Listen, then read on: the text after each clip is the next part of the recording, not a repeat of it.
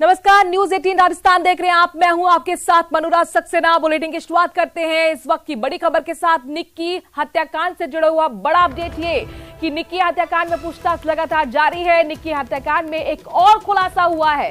साहिल ने दोनों मोबाइल से सारा डेटा हटाया था। साहिल ने मोबाइल कई दिनों तक छिपा कर रखा। मोबाइल को फॉरेंसिक लैब अब पुलिस भेजेगी। निक्की हत्याकांड जो कि एक और आफताब की याद दिलाता है, उसमें एक और बड़ा खुलासा। दरअसल साहिल से लगातार पूछताछ हो रही है। दोनों मोबाइल से उसने डेटा हटाया था, ये जानकारी निकलकर सामने आ रही है। साहिल ने मोबाइल कई दिनों तक अपने पास छिपाकर भी रखा और अब ये खुलासा होने के बाद मोबाइल को फॉरेंसिक लैब पुलिस भेजेगी। दिल्ली पुलिस ने मित्राओं में हुए निक्की यादव हत्याकांड में एक और खुलासा किया है कि उसकी हत्या करने के कुछ घंटे बाद साहिल गहलोत ने अपने दोनों फोन से डेटा डिलीट किया था। निक्की की हत्या के मामले की जांच और पूछताछ में पता चला है कि गहलोत ने आपको बता दें कि गिरफ्तारी से पहले इस निक्की ने अपने उसके दोनों फोन से सारा डेटा हटाया। उसके फोन को कई दिनों तक छिपा कर रखा। पुलिस अब फोन से डेटा रिकवर करने के लिए फोन को फॉरेंसिक लैब भेजेगी। पुलिस के मुताबिक साहिल गहलोत ने पूछताछ के दौरान कबूल किया है कि निक्की यादव उससे शादी करना चाहती थी, लेकिन उसके परिवार ने उसकी शादी किसी और लड़की के साथ तय कर दी थी और इसी बात को लेकर दोनों के बीच कहासुनी हुई और दबाव में आके उसने इस हत्या को अंजाम दे डाला।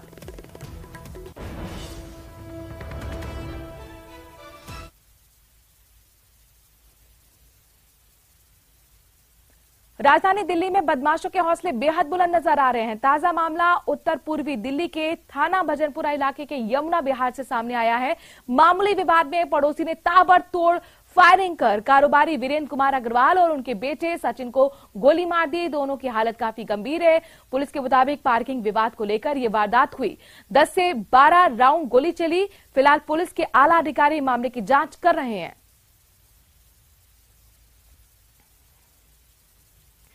तो मामले विवाद में पड़ोसी ने फायरिंग कर दी।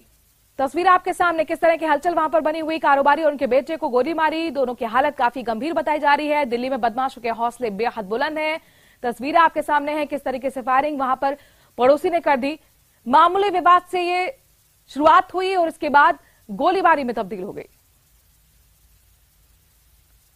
बिहार के सासाराम में भीषण सड़क हादसे में 3 लोगों की मौत हो गई। आज सुबह जिले के चिनारी थाना क्षेत्र के गुप्ता धाम महाशिवरात्रि मेले में जा रहे श्रद्धालुओं से भरी पिकअप गायघाट पहाड़ी चढ़ते समय दुर्गावती जलाशय परियोजना के डैम में गिर गई। श्रद्धालुओं की गाड़ी लगभग 70 फीट नीचे गिरी है। जानकारी के मुताबिक पिकअप पर कुल 26 श्रद्धालु सवार थे। सभी यात्रियों को लेकर गाड़ी कैमूर के पहाड़ी से करीब 70 फीट नीचे पानी के भारी खाई में गिर गई और इस हादसे में 3 लोगों की मौत हो गई। अभी तक इन 3 लोगों के शव निकाले जा चुके हैं। जानकारी मिली है कि 2 लोग लापता हैं, जिनका पता नहीं चल पाया है। हादसे में घायल 19 लोगों को सदर हॉस्पिटल में भर्ती कराया गया है, जहां उनका इलाज चल रहा है। 4 की इनमें हालत गंभीर बताई जा रही है।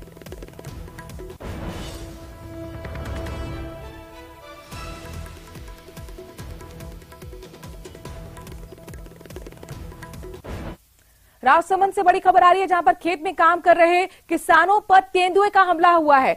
तेंदुए के हमले में 2 किसान घायल हो गए हैं। घायल किसानों को अस्पताल पहुंचाया गया है। वन विभाग ने तेंदुए को पकड़ने के लिए पिंजरा लगाया है।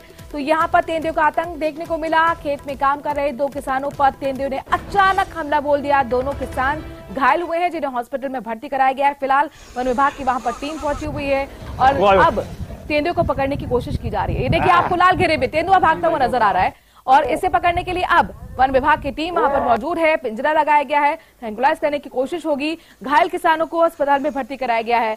ये किसान अपने खेत में काम कर रहे थे कि तभी अचानक तेंदुए ने उन पर अटैक कर दिया।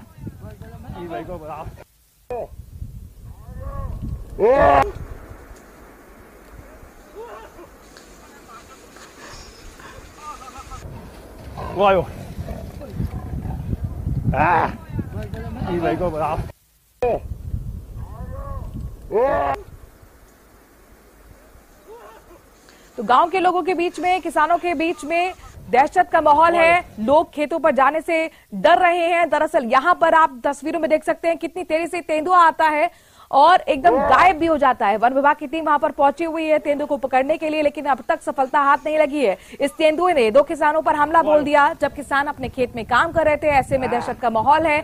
हालांकि किसानों को भी मना किया गया है खेत की तरफ बढ़ने के लिए। जाहिर तौर पर अब एक तरह से डर लोगों के बीच में बना हुआ है, गांव वालों के बीच में बना हुआ है। हालांकि वन विभाग की टीम पहुंची हुई है। कोशिश यही कि जल्द से जल्द तेंदुए को पकड़ा जाए। न्यूज 18 राजस्थान पर सबसे पहले तस्वीरें आप देख रहे हैं तेंदुए के हमले की। तेंदुआ ये आपको लाल घेरे में नजर आ रहा होगा, बहुत तेजी से आगे बढ़ता हुआ, और इसने किसानों पर अटैक किया। 2 किसान इसमें घायल हुए हैं। ये किसान अपने खेत पर काम कर रहे थे कि इस दौरान अचानक तेंदुए ने अटैक कर दिया।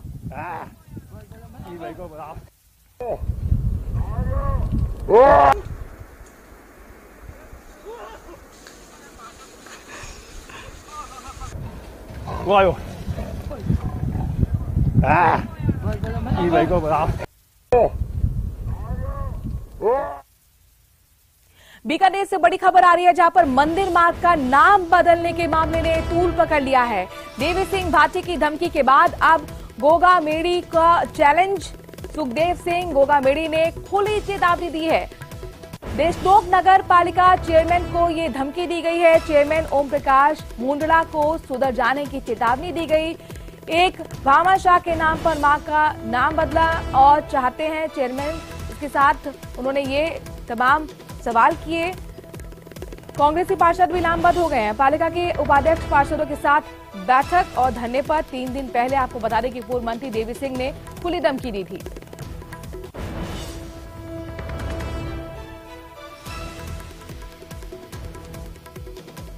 बीकानेर से बड़ी खबर, जहां पर मंदिर मार्ग का नाम बदलने के मामले में तूल पकड़ लिया है। अपने दर्शकों को बता दें कि देवी सिंह भाटी की धमकी के बाद अब गोगा मेड़ी का भी चैलेंज सामने आया है।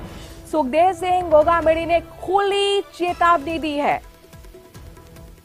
देशनोक नगर पालिका चेयरमैन को ये खुली चेतावनी दी गई है। चेयरमैन ओम प्रकाश मुंडड़ा को सुधर जाने की चेतावनी दी गई है। मनीष हमारे संवाददाता इस खबर पर जुड़ गए हैं। मनीष, ये मामला तो अब लगातार बढ़ता नजर आ रहा है। जी, निश्चित तौर पर जो बीकानेर के देशनोक नगर पालिका है, इसके चेयरमैन जो है ओम प्रकाश मुंडड़ा, उनका एक प्रस्ताव जो है वो काफी विवादित हो गया है। पहले देवी सिंह भाटी ने धमकी दी थी, वहीं पर अब जो करणी सेना के अध्यक्ष है सुखदेव सिंह गोगा मेड़ी, उन्होंने भी खुली चेतावनी दी है ओम प्रकाश मुंडड़ा को। सोशल मीडिया पर लाइव आकर के उन्होंने चेतावनी दी और साफ तौर पर कहा है कि सुधर जाओ, अगर नहीं सुधरे तो हम कानून हाथ में लेने से भी नहीं डरेंगे और जो तेमड़ा राय मंदिर मार्ग हैं उसके नाम से छेड़छाड़ किसी भी सूरत में बर्दाश्त नहीं की जाएगी। वहीं दूसरी सबसे बड़ी बात है कि जो बीकानेर में देशनोक नगर पालिका है, इस नगर पालिका में कांग्रेस का ही बोर्ड है और कांग्रेस के ही चेयरमैन है, लेकिन कांग्रेस के अपने ही चेयरमैन के खिलाफ कांग्रेस के पार्षद और जो उपाध्यक्ष हैं वो धरने पर बैठ गए हैं। कल रात को भी इनका धरना जारी रहा था, आज भी इनका धरना लगातार जारी है और इनकी साफ तौर पे मांग है कि जो नाम बदलने की, जो मार्ग का नाम बदलने की चेष्टा की जा रही है, प्रस्ताव लाया गया, उसमें बदलाव किया जाए और मंदिर मार्ग का जो नाम है वो यथावत ही रखा जाए।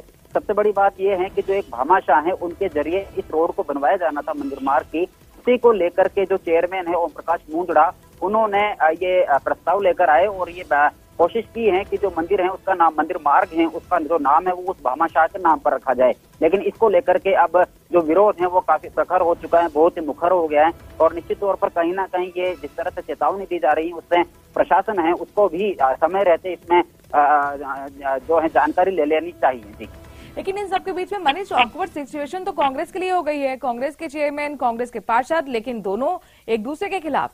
और अमूमन ये होता है कि कोई भी प्रस्ताव आने से पहले चेयरमैन है पार्षदों से बातचीत करता है, लेकिन क्या इस वाले मामले में ऐसा कुछ नहीं हुआ था?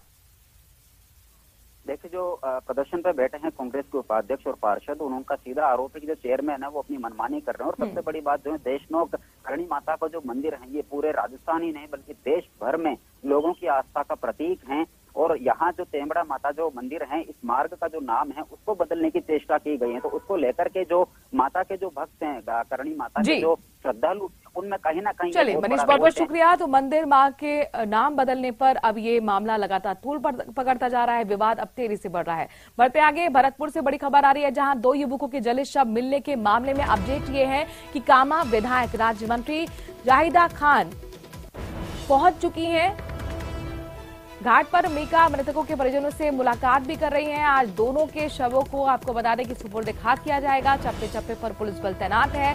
हरियाणा के लोहारू में दोनों युवकों का शव मिला था। भरतपुर के गोपालगढ़ थाना क्षेत्र से इन दोनों का अपहरण हुआ था।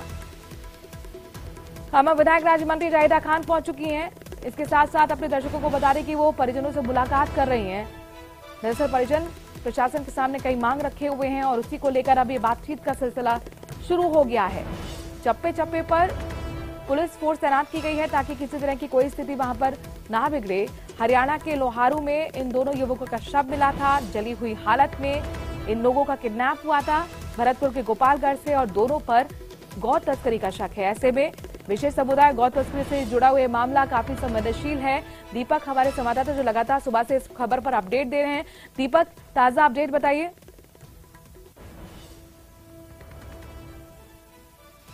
दीपक, आपसे जानना चाहेंगे, अब वहां पर मंत्री भी पहुंचे हुए हैं, किस तरह की बातचीत हो रही है? चूंकि यहाँ पर पहले देखा गया था कि मृतक के परिजन कई मांगों को लेकर प्रशासन से बातचीत की बात कह रहे थे।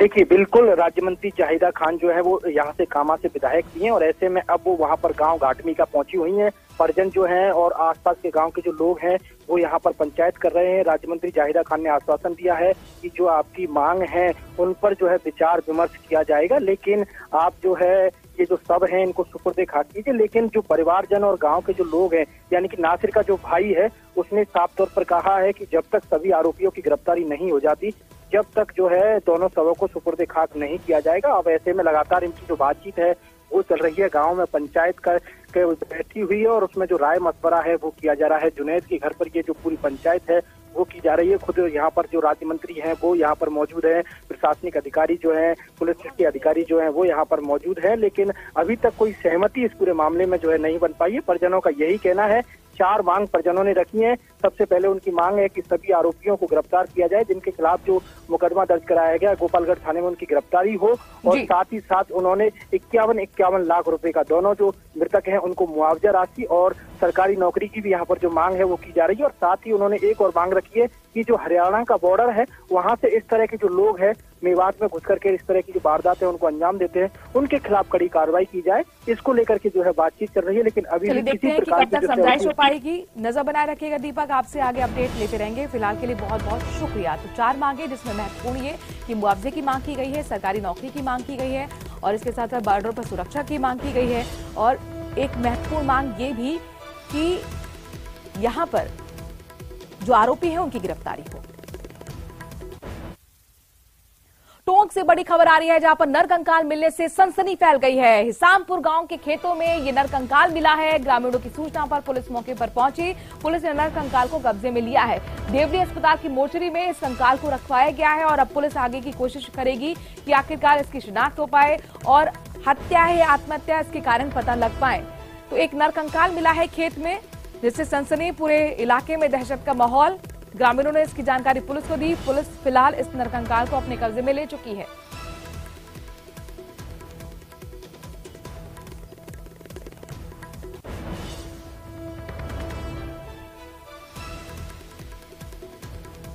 टोंक से बड़ी खबर जहां पर नरकंकाल मिलने से दहशत का माहौल। खेत के अंदर ये नरकंकाल मिला है। आखिरकार कितने दिन पुराने नरकंकाल है, क्या ये महिला का है या पुरुष का है, शिनाख्त, इसके साथ साथ तमाम वो सवाल कि ये हत्या है आत्महत्या, इन तमाम सवालों का जवाब अब पुलिस जाने की कोशिश करेगी पोस्टमार्टम रिपोर्ट के जरिए। फिलहाल पुलिस ने इस नरकंकाल को कब्जे में ले लिया है। खेत में लोगों ने नरकंकाल देखा, इसकी जानकारी पुलिस को दी। पुलिस ने इस नरकंकाल को जब्त कर लिया है। बड़ी खबर टोंक से।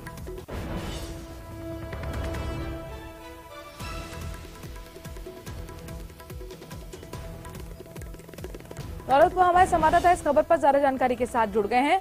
क्या जानकारी मिल पा रही है दौलत फारिक, आखिरकार क्या अब तक कोई शिनाख्त हो पाई है? देखिए, शिनाख्त नहीं हो पाई है। फिलहाल जो ये नर कंकाल मिला है हिसामपुर के खेतों में मिला था और इसका सिर, गर्दन और पैर की हड्डियां मिली है। पुलिस ने इसको कब्जे में लेकर के देवली अस्पताल की मोर्चरी में रखवाया है। इसका यहाँ पोस्टमार्टम किया जाएगा। इसके बाद पता चलेगा कि ये नर कंकाल किसका है। दरअसल जब खेतों में ये मिला तो ग्रामीणों ने पुलिस को सूचना दी और उसके बाद पुलिस मौके पर पहुंची और इसको कब्जे में लिया। जी शुक्रिया दौलत, तमाम जानकारी हम तक पहुंचाने के लिए।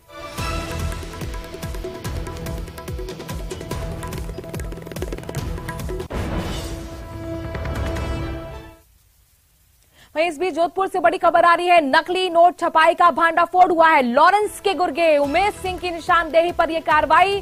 शेरगढ़ में नकली नोट छपाई का खुलासा हुआ। कंप्यूटर प्रिंटर की मदद से नकली नोट छापे जा रहे थे। 500 के 3 नोट, 200 के 50 प्रिंट बरामद हुए हैं उमेद पर जयपुर में शूटआउट में मदद करने का आरोप है। उसकी गिरफ्तारी कल ही हुई थी। चौका सरपंच की हत्या की साजिश के आरोप में गिरफ्तारी हुई थी और अब उमेद की पूछताछ में खुलासा ये कि नकली नोट की छपाई चल रही थी। नकली नोट का जखीरा जब्त किया है जोधपुर से पुलिस ने। 500-200 के नोट यहां पर जब्त किए गए हैं। नकली नोट का कारोबार यहां पर चल रहा था। भांडाफोड़ हुआ है। शेरगढ़ में नकली नोट की छपाई का खुलासा और ये सब कुछ लॉरेंस के गुर्गे उमेद सिंह की निशानदेही पर हुआ है। उमेद की कल ही गिरफ्तारी हुई थी, जिस पर जी क्लब फायरिंग में आरोपी की मदद करने का आरोप है। उमेद पर जयपुर में शूटआउट में मदद करने का आरोप, गिरफ्तारी और पूछताछ में नकली नोट की छुपाई का खुलासा। तो लॉरेंस के गुर्गे उमेद सिंह की निशानदेही पर यह बड़ी कार्रवाई हुई है। खुलासा हुआ है नकली नोट की छपाई का। शेरगढ़ में नकली नोट की छपाई मशीन के जरिए की जा रही थी। मशीन, इसके साथ कंप्यूटर प्रिंटर और नकली नोटों का जखीरा पुलिस ने बरामद किया है। चंद्रशेखर हमारे संवाददाता इस खबर पर ज्यादा जानकारी के साथ जुड़ गए हैं। चंद्रशेखर, क्या कुछ जब्त किया गया सामान? नकली नोट की छपाई कब से चल रही थी यहाँ पर? देखिए मनु, बात करें तो जिस प्रकार से चुनीलाल जो कि चौका के सरपंच है, उनकी हत्या के प्रयास के लिए आरोपी उमेद सिंह जो जोधपुर के मंडोर की दुर्गम पहाड़ियों में छुपा बैठा था और पुलिस के मुखबिरों के द्वारा जब इस बात की सूचना पता चली तो पुलिस ने पुलिसिंग करते हुए उसे गिरफ्तार कर लिया था। और ये उमेद सिंह वही व्यक्ति है जिसने जयपुर के क्लब जी क्लब में फायरिंग के मामले में जो आगरा से 4 लोग आए थे उनकी मदद की थी रहने और उनके जो आर्थिक मदद करने का इसके ऊपर आरोप है। जब इसे गिरफ्तार किया गया और इसकी सूचना पर जब इसके घर पर दबिश दी गई तो कई कारतूस वहां पे बरामद हुए। इसके साथ ही कंप्यूटर प्रिंटर के द्वारा जो नकली नोट छापकर उनको आपस में चिपकाकर जो है नोट बनाने का ये काम करने का मामला सामने आया। इसको लेकर जो है शेरगढ़ में एक FIR अलग से दर्ज की गई है और इसके मकान से जो है ये नकली नोट बरामद हुए जो एक सादे पेपर पे प्रिंटर के जरिए, रंगीन प्रिंटर के जरिए जो प्रिंट किए हुए थे और आपस में चिपकाकर आगे पीछे का हिस्सा बनाकर उसको एक नोट का जो है रूप दिया जाता है और उसके बाद वो जो है बाजार में इसको चलाने का प्रयास कर रहा था। कितनी बड़ी राशि चंद्रशेखर ये जब्त की गई है, ये बताएं, और क्या किसी की गिरफ्तारी भी इस मामले में हो पाई है? प्राप्त जानकारी के अनुसार फिलहाल उसके पास जो है 500-500 के 3 नोट और 200 के करीब 50 जो है प्रिंट इसके यहाँ से बरामद हुए। अब इसने कब से ये काम शुरू किया और कितने नोट ये बाजार में चला चुका है इसकी जानकारी पुलिस जुटाने में लगी हुई है। जी शुक्रिया चंद्रशेखर, तमाम जानकारी हम तक पहुंचाने के लिए। नजर बनाए रखेगा, आगे आपसे अपडेट्स लेते रहेंगे। और भीलवाड़ा से बड़ी खबर है, जहां पर चाय की दुकान में चाय बनाते समय आग लग गई। चिंगारी निकलने से पेट्रोल डीजल के ड्रम में आग लग गई। आग ने वहां पर खड़े वाहनों को भी अपनी चपेट में ले लिया। फिलहाल दमकल की 3 गाड़ियां मौके पर पहुंची। कड़ी मशक्कत के बाद आग पर काबू पा लिया गया है। चाय बनाते समय दुकान में आग लगी। पेट्रोल डीजल वहां पर रखा था जो ड्रम, वहां तक आग पहुंच गई। चिंगारी निकलने के बाद ये आग का तांडव देखने को मिला है। चाय की दुकान पर भयंकर आग ने वहां खड़े तमाम जो वाहन थे उनको भी अपनी चपेट में ले लिया। हालांकि दमकल की गाड़ियां मौके पर पहुंची हैं और आग पर काबू पा लिया गया है।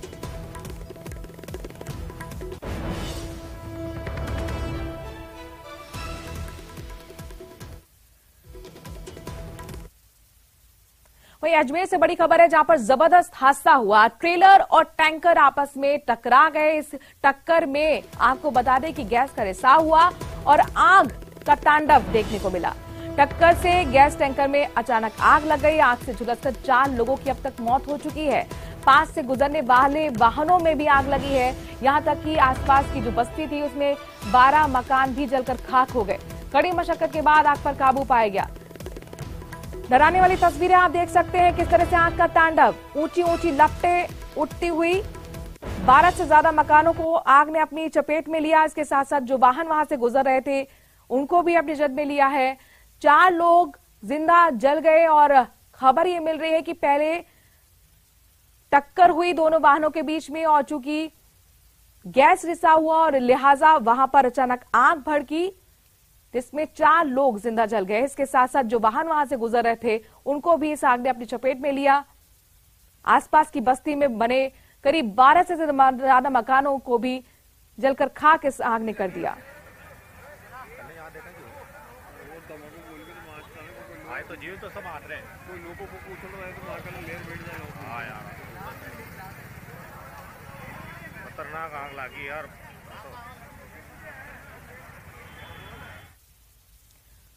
वहीं असम के जोरहाट में भी ऐसी खबर देखने को मिली है। चौक बाजार में आग का तांडव मिला है। आग बाजार के मेन गेट के पास एक कपड़े की दुकान में लग गई। मौके पर दमकल की गाड़ियां पहुंची और कड़ी मशक्कत के बाद आग पर काबू पाया गया। जोरहाट के चौक बाजार जो काफी फेमस बाजार है, वहां पर आग लगी है और एंट्री गेट पर ही जो दुकान थी कपड़े की, वहां पर बताया जा रहा आग लगी। चूंकि कपड़े की दुकान थी लिहाजा आग बहुत तेजी से फैलती चली गई।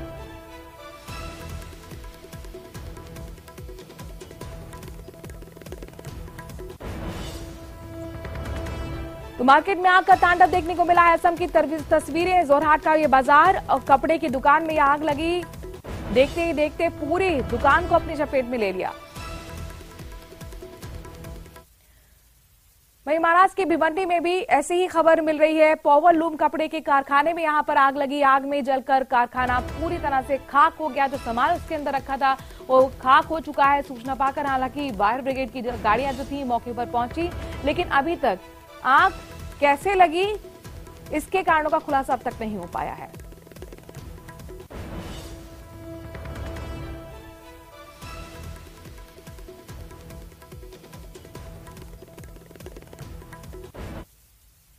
चलिए अब रुक करते हैं कुछ और खबरों का। 5 दिन चलने वाले एरो इंडिया शो का आज बेंगलुरु में समापन होना है। इस विशाल कार्यक्रम में 98 देशों ने हिस्सा लिया है। देश और विदेश से 73 मुख्य कार्यकारिणी अधिकारियों, 32 देशों के रक्षा मंत्रियों, 29 राष्ट्रों के वायु सेना प्रमुखों ने अपने भारतीय समकक्षों के साथ बैठक की और अधिकारियों के साथ विचार विमर्श किया। एरो इंडिया शो के दौरान विभिन्न देशों ने अपने उपकरण तथा साथ ही साजो सामान का प्रदर्शन भी किया है। भारत ने 115 स्वदेशी कंपनियों की भागीदारी में देश में ही निर्मित 227 उत्पादों को प्रदर्शित किया। भारत का हल्का युद्धक विमान तेजस मार्क 1 इस कार्यक्रम के दौरान आकर्षण का केंद्र बना रहा।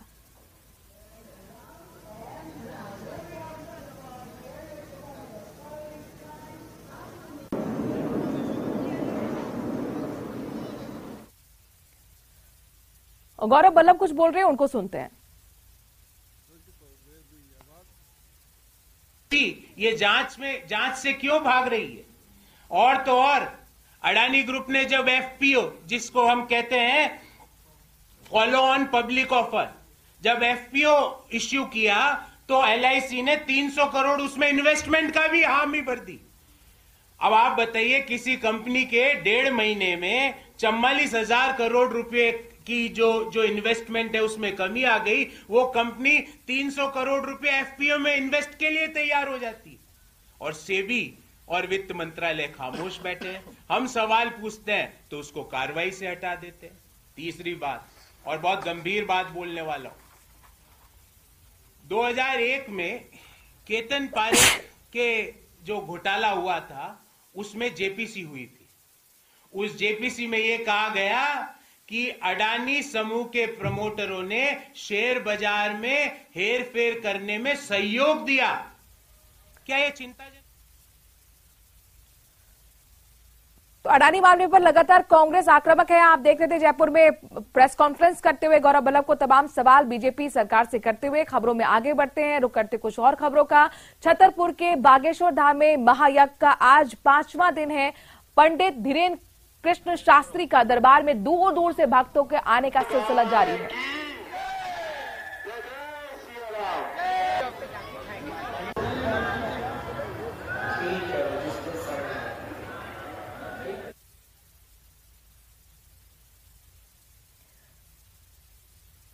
तो बागेश्वर धाम बाबा जो हमेशा चर्चा में रहते हैं, छतरपुर के बागेश्वर धाम में महायज्ञ का आज 5वां दिन।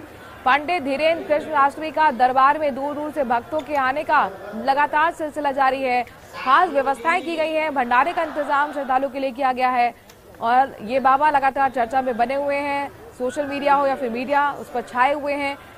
साथ ही इनकी जो लोकप्रियता है वो पाकिस्तान तक पहुंच चुकी है। ऐसे में उनके श्रद्धालु अब देश के कोने कोने से पहुंच रहे हैं। है बागेश्वर धाम में और बागेश्वर धाम की एक एक चीज जो है हम आपको लगातार दिखा रहे हैं। और आज हमारे कैमरे पर हम आपको देखने को मिलेगा बागेश्वर धाम का मेगा किचन। जी हाँ, हम इस वक्त मेगा किचन में मौजूद हैं। आप देख सकते हैं कि 24 घंटे ये किचन चलता है और यहाँ जो लाखों श्रद्धालु पहुंचते हैं उनके भोजन की व्यवस्था होती है। आप देख सकते हैं कि बड़ी संख्या में महिलाएं जो है वो पूड़ियां बेलने का काम कर रही हैं, पूड़ियां सेकी जा रही है। जहां तक देखिए दूर दूर तक तमाम जो भट्टियां लगाई गई हैं उस पर पूड़ियां सेकने का काम किया जा रहा है। वहीं अगर आप देश में ड्रोन का विस्तार बहुत तेजी से बढ़ रहा है। ड्रोन की मदद से स्वास्थ्य सेवाओं में भी अब नई क्रांति की शुरुआत होने जा रही है। उत्तराखंड के दुर्गम पहाड़ी क्षेत्रों में अब ड्रोन के जरिए दवाएं भेजने का शुभारंभ हो चुका है। ड्रोन के जरिए ऋषिकेश एम्स से दवा टिहरी पहुंचाई जा रही है। ऋषिकेश एम्स ऐसा करने वाला देश का पहला एम्स बन चुका है। गुरुवार को एम्स ऋषिकेश से टिहरी स्थित जिला चिकित्सालय दवा पहुंचाकर इसका सफल ट्रायल भी किया गया। देश का ये पहला एम्स है जो इस तकनीक का इस्तेमाल कर जरूरतमंदों तक जरूरी दवा पहुंचाएगा। अखिल भारतीय आयुर्विज्ञान संस्थान एम्स ऋषिकेश ने गुरुवार को मेडिकल के क्षेत्र में नया कीर्तिमान स्थापित कर ड्रोन द्वारा दवा पहुंचाने में सफलता हासिल की है। इस ट्रायल द्वारा टीबी के मरीजों के लिए टिहरी जिला चिकित्सालय में दवा भेजी गई। एम्स ऋषिकेश के हेलीपैड से टिहरी तक 36 किलोमीटर की ये हवाई दूरी ड्रोन ने 29 मिनट में पूरी की।